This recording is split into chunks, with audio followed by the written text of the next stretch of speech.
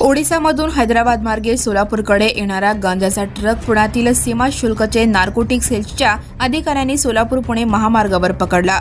ट्रकमध्ये तब्बल 1309 ग्रॅम गांजा होता। त्याची किंमत अंदाजे 6,54,00,000 रुपये आहे।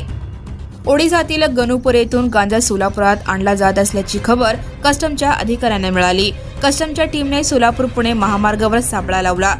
6 ऑगस्टच्या मध्यरात्री सोलापूर पुणे महामार्गावरून संशयित ट्रक क्रमांक MH16 DK 5556 हा येत होता। अधिकाऱ्यांनी ट्रकला थांबवून झडती घेतली। पाहणी केल्यावर क्रेट खाली गांजाची पोती आढळली।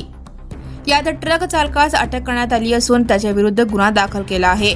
दरम्यान गांजा ओडिसातून घेऊन सोलापुरातच द्यायचा होता। गांजाची विक्री महामार्गांवरच होते, त्यामुळे कस्टमने गाडी शहराबाहेरच पकडली। तो गांजा सोलापुरात कोणाला देणार होता याचा तपास पुण्याचे पथक करीत आहेत। मादक पदार्थांचे बाळगणे, विक्री, सेवन किंवा तस्करी यांसारख्या गुन्ह्यात आरोपींवर NDPS अधिनियम 1985 नुसार गुन्हा दाखल केला जातो। यात आरोपी 6 महिने ते 20 वर्षांपर्यंतच्या कारावासाची शिक्षा होऊ शकते। या कायद्यातील अनेक गुन्हे हे व्यावसायिक मात्रा किंवा गंभीर स्वरूपाचे असल्यामुळे अजामीनपात्र असतात। कलम 37 नुसार आरोपीला जामीन मिळणे कठीण असते, असे अधिकाऱ्यांनी सांगितले। ट्रकमध्ये वरील बाजूला भाजीपाल्याचे क्रेट टाकण्यात आले होते, जेणेकरून कोणी अडविले तर भाजीपाल्याचे वाहन असल्याचे सांगता येईल।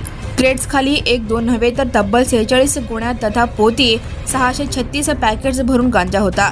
गांजा विक्रेत्याने ट्रकसोबत चालकाशिवाय कोणालाही पाठविले नव्हते, हे विशेष। यात सीमा शुल्क पथकाने वाहन, गांजा व चालकाचा मोबाईल जप्त केला आहे। Now and press the bell icon. Never miss a